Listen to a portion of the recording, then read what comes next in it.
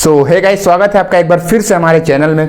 तो दोस्तों, आज CUET MCA का एग्ज़ाम था। एग्ज़ाम हमारा 3 से 5 था। तो आई होप आप लोग सब ने एग्ज़ाम दिया होगा और अच्छे से दिया होगा एग्ज़ाम, क्योंकि आज का पेपर जो दिए हैं एग्ज़ाम सेंटर से जैसे ही बाहर आए सब के चेहरे पे खिली हुई थी, मुस्कान खिली हुई थी, क्योंकि इतनी ईजी जो पेपर आए हुए थे, बहुत ज़्यादा ईजी।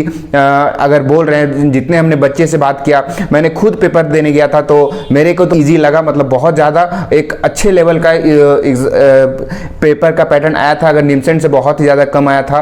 और जो महाराष्ट्र का एग्ज़ाम था उसमें भी बहुत सारे बच्चे बोल रहे थे इजी थे, बहुत सारे बच्चे बोल रहे थे मॉडरेट थे। लेकिन जो CUET का, इसमें बहुत सारे बच्चे बोल रहे हैं कि इजी पेपर ही था। कुछ जो क्वेश्चंस थे वो टफ थे, कुछ क्वेश्चन जो है वो रॉन्ग भी थे। बहुत सारे मैथ्स के क्वेश्चंस नहीं आए, बहुत सारे मतलब चैप्टर से एक क्वेश्चन ही गायब था। जैसे कैलकुलस का लगभग गायब ही था, एक या गिने चुने क्वेश्चंस आए थे। एक डिफरेंशिएबिलिटी का क्वेश्चन था और शायद एक कंटिन्यूअस का था।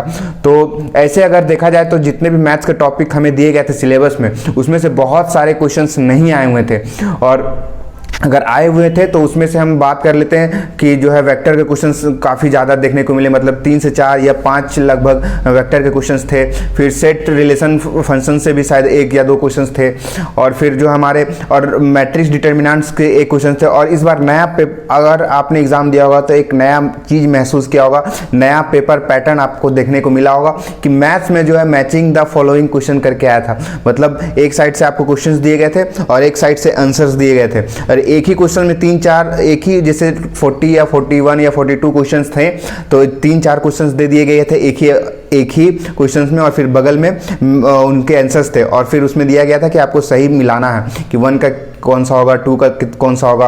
तो इस टाइप का आपको क्वेश्चन पहली बार देखने को मिले होंगे मैथ्स में। इसमें हम आई थिंक 3 से 4 क्वेश्चंस थे, APGP के क्वेश्चंस थे, फिर लॉग के थे और ज़्यादा APGP के ही थे, और एक क्वेश्चन लॉग का था। तो इस टाइप के क्वेश्चंस आए थे। तो CUET ने एक बार नया तरीके से नए कुछ नया करने का उन्होंने दिखाया है दमखम कि इस टाइप के भी क्वेश्चंस पूछे जा सकते हैं। और फिर अगर हम रीजनिंग की बात करें तो स्टेटमेंट बेसिस ज़्यादा क्वेश्चंस आए थे, स्टेटमेंट करके जो थे कि सही है या गलत है, और फिर सही है तो इसका एक्सप्लेनेशन ये है। तो इस टाइप के क्वेश्चंस आए थे। फिर रीजनिंग में ब्लड रिलेशंस थे, और फिर कोडिंग डिकोडिंग के क्वेश्चंस आए थे, 2-3 क्वेश्चंस थे उसके।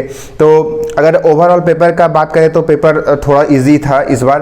तो देखते हैं कितना जो है सेफ स्कोर होगा। अगर आपके 50 से 60 क्वेश्चंस भी अगर प्योरली करेक्ट हैं तो एक आप अच्छी रैंक ला सकते हैं। एक आप अच्छी रैंक के लिए एलिजिबल हैं। JNU BHU जैसी टॉप की यूनिवर्सिटी के लिए आप एलिजिबल हैं।